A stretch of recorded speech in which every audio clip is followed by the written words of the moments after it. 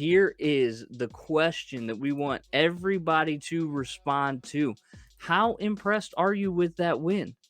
The Lions are now 5-7. They won 40-14. They held Trevor Lawrence in check. They held Travis Etienne in check. Defense played well. Offense was lights out. How impressive is that win, Eric? If I had to go out of 10, I'm giving it a 10. Yeah.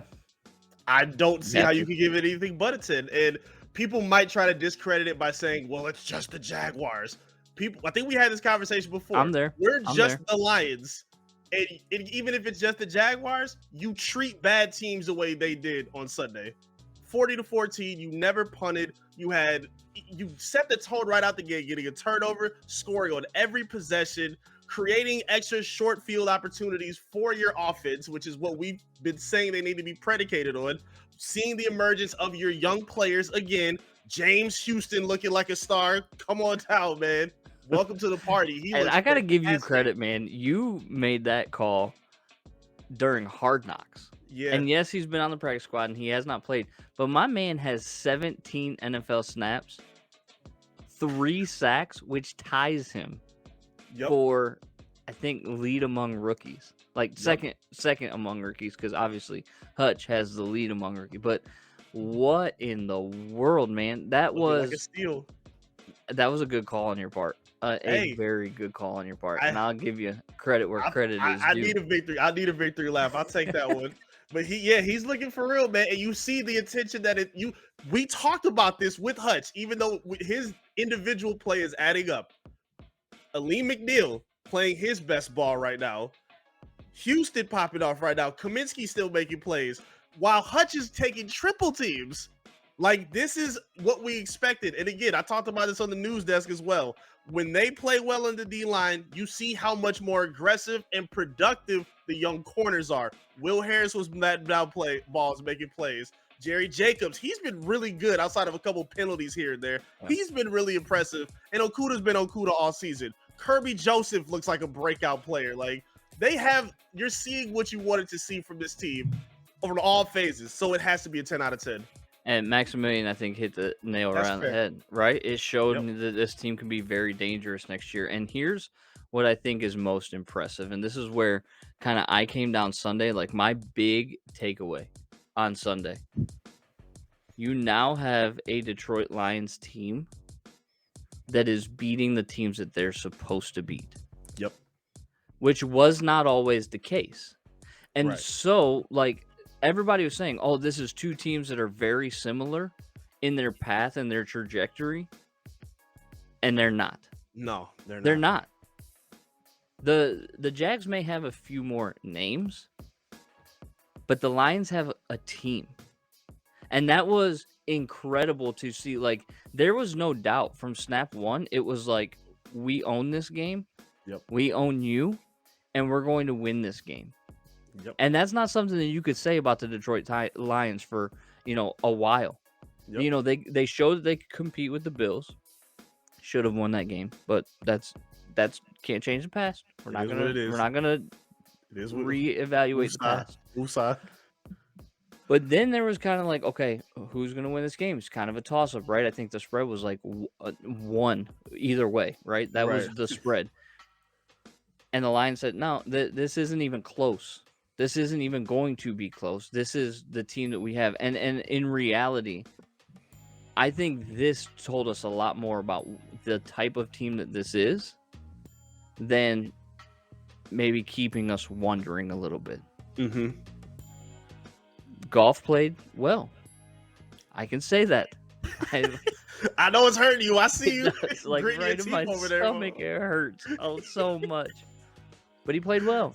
I mean, a couple throws here or there, I would say that wasn't great, but he played well. The offensive line, phenomenal. Your boy, DJ Chark, making plays. Oh my gosh. That first of all, the fact that Goff hit him on a 41-yard bomb, crazy, which was on the money. I will give credit where credit is due. That ball was on the money. But Chark made that play with the dude's arm wrapped around him, which I'm shocked by because it was a heck of a catch. Yeah, he hasn't made a lot of contested catches like that. He has not. And so that was this super was a impressive. huge win, not just statistically, right? They're 5-7. They're a game and a half out of the playoff spot. We could talk about how the Giants and Commanders screwed us by tying. Well, we haven't even got into that, right? No, we But haven't. No, like we yeah. hold the tiebreaker over both of them, and now there won't be a tie because they both literally tied. It's ridiculous. Yep. But more so than just statistically, this win, this was a mental get over the hump win. Yes. You know what I'm saying? Yep.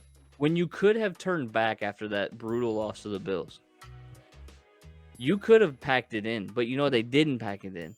And they mentally flipped that switch and they said, okay, this is who we are.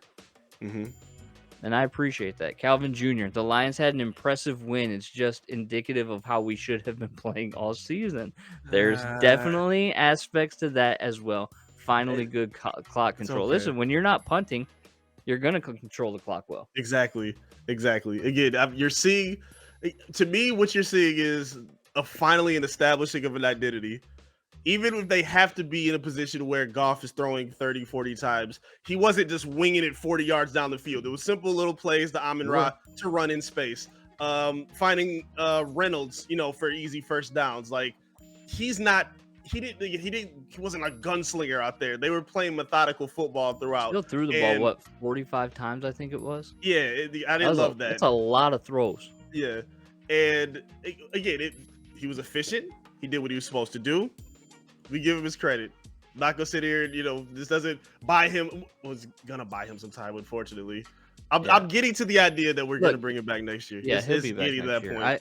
I don't think that there's any way, especially if. Well, let's get to Dwayne's comment here. Believe my team, my number one team, Detroit Lions, won pride. How we play against the Jags, we have a great chance to beat the Minnesota fight. Listen, Dwayne, that comment right there, how we played against the Jags means we have the chance to beat the Minnesota Vikings. How you played against the Jags means you could beat pretty much anyone in this league. Yep. That was a phenomenal display of football. But Eric, to your point, and what were you saying before we got to Dwayne's comment? Because that was a good thing. No, we were talking about Goff throwing the ball 100 times and getting used to the fact that he'll be here next season. Oh, yeah. Yes. I mean, look, it's going to cost him $30 million. That's not necessarily the recipe for a Super Bowl. Not that the Super Bowl's in scope next year, but I mean, it's one more year of Goff at minimum is probably the case at this point. And I'm resigning myself to the fact that he will be our quarterback next year. Now, personally, I would probably save the $20 million and try to find the next Geno Smith if he's available. But I don't know if there is a quarterback that's available. And if Jared Goff goes out, listen, if this team goes out and goes, what would it have been? They were 1-6, right? Yeah. They were 1-6. Start off 0-3, right? Or 1-3, yeah. They started 1-3, then they ended up 1-6. Yeah. Then they ripped off the 3-game win streak. Then they lost to the Bills. Then they beat the Jags. So they're 5-7. Yep.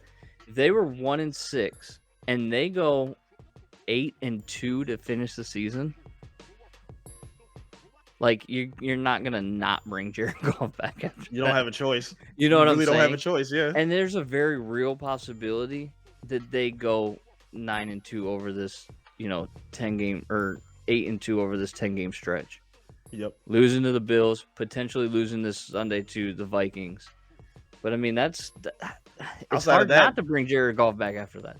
Yep. As much as I'm not thrilled with him, and as much as I'm I think there's somebody else that could get us over the hump and actually make us a Super Bowl contender. Jared Goff may get us to the playoffs. I don't think Jared Goff ever brings a championship. No. With the type of quarterback that he is. And I will stand firm on that.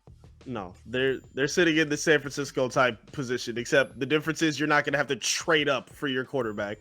You'll have the draft fortunate position to be able to take a risk. This is the year. I'd say so, yeah. There's some names up and down the bar. Yes, but that's the interesting thing, right? Is I'm not wasting this crop of quarterbacks that's there this year.